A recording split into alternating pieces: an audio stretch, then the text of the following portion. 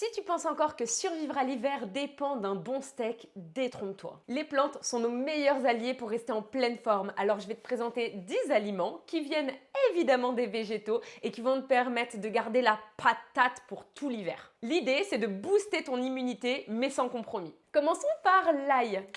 Ce super aliment contient de l'allicilline, qui est un composé aux propriétés antimicrobiennes. Ce super aliment fait partie des bases de l'alimentation en hiver. Ça va te protéger des infections les plus courantes qu'un steak ne ferait pas. Oui, mais fallait, dans le steak il y a des protéines, dans l'ail il n'y en a pas. T'inquiète, on verra les protéines plus tard. En deuxième position, nous avons le gingembre. Non seulement il ajoute de l'épicé à tes plats, mais en plus, c'est un super anti-inflammatoire qui va rebooster les défenses de ton corps. Et ça, pour l'hiver, c'est plutôt cool.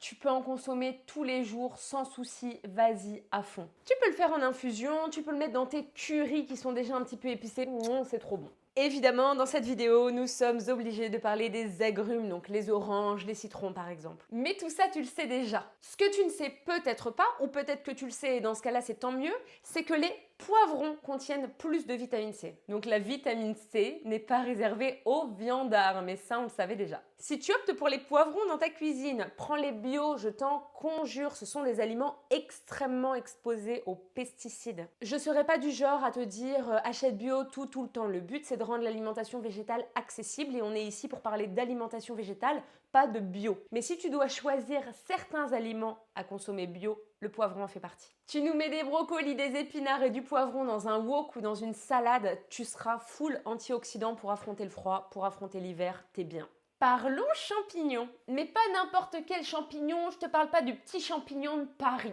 Je te parle par exemple des shiitake. Pas que, je te laisse faire tes recherches si tu préfères consommer d'autres champignons, mais les shiitake, c'est parfait pour ce que je vais t'expliquer. Ces champignons médicinaux ont l'air inoffensifs, mais ils sont bien plus qu'inoffensifs, ils renforcent ton immunité aussi. Grâce à leur bêta-glucane entre autres, mais je vais t'épargner les détails si tu le veux bien. D'ailleurs, est-ce que tu savais que les champignons n'appartiennent ni au règne végétal, ni au règne animal? Une des raisons principales est qu'ils sont hétérotrophes, c'est-à-dire qu'ils dépendent d'autres organismes pour se nourrir, pas comme les plantes donc, qui elles font de la photosynthèse. Donc on vient de voir que ce ne sont pas des plantes, est-ce que ce seraient des insectes peut-être? Eh bien, on peut se poser la question puisqu'ils ont des composés en commun, comme la chitine. Est-ce que je suis en train de te dire que ce ne sont ni des animaux ni des plantes, mais que ce sont des insectes? Pas du tout. Parce que, entre autres, leur cycle de vie est bien différent de celui des insectes. Parfois, ils sont asexués, parfois, ils ne le sont pas. Ils vont libérer des spores pour se reproduire, etc. Et c'est pour toutes ces raisons, en partie, que les champignons sont classés dans leur propre règne. D'ailleurs, là, je les ai achetés à réhydrater, mais tu peux très bien les acheter frais.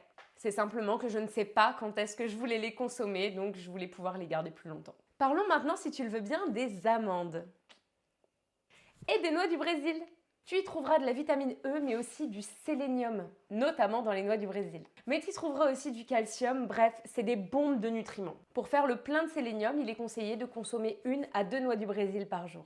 Le principal dans l'alimentation, c'est pas forcément de consommer tout ce dont ton corps a besoin, c'est surtout de pouvoir bien assimiler les nutriments dont ton corps a besoin dans tous ces aliments que tu consommes. Pour ça, ça va être super important de bien nourrir ta flore intestinale, d'en prendre soin. Donc si tu veux par exemple un petit coup de pouce pour alimenter ta flore intestinale et pour ta digestion, je te conseille les probiotiques. En gros, c'est simplement quelques petites habitudes alimentaires à mettre en place, mais c'est pour ta santé que tu fais tout ça. Je pense au kombucha, je pense au ginger beer, mais je pense aussi simplement au jus de légumes lactofermentés.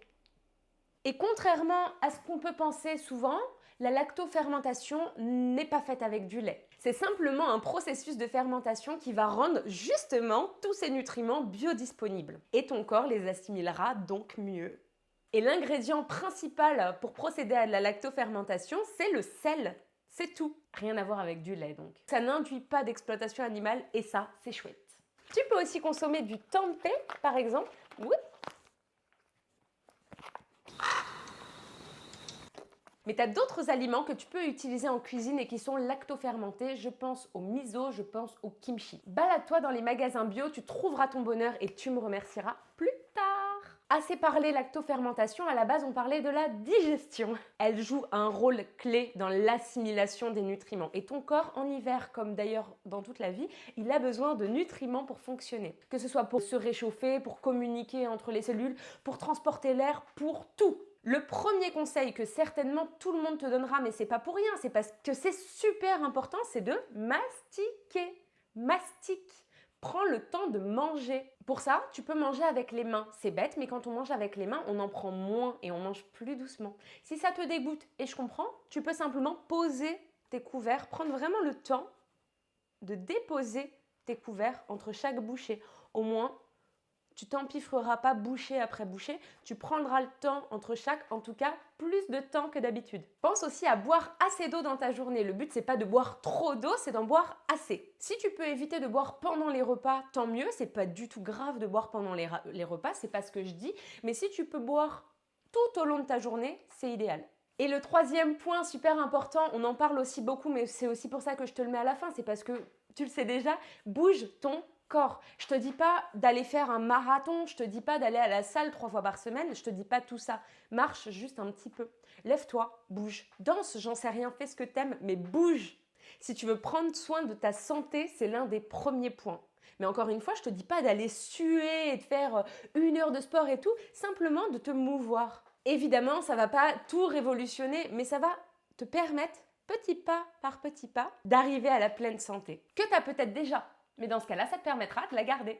Et en plus de tout ça, ça te permettra de mieux digérer. C'était un peu le sujet de base là. Voilà, j'espère que ça t'a donné les clés. Tous ces aliments sont entièrement véganes. Dis-moi en commentaire si toi, tu as d'autres idées. Le but, c'est qu'on s'entraide. C'est à ça que sert cette chaîne. C'est qu'on rende accessible l'alimentation végétale et qu'on se partage toutes les astuces qu'on a. Je m'appelle Falène, je suis coach en transition végétale et tu pourras me contacter par email ou sur Instagram si tu veux discuter de tout ça un petit peu plus en profondeur. Moi, en tout cas, ça me ferait super plaisir. Si tu veux découvrir plein de recettes super chouettes et vegan, je te remets la playlist juste ici avec toutes les recettes justement qu'on a fait ensemble jusque-là. Il y en aura plein d'autres, alors abonne-toi. À la semaine prochaine, bisous!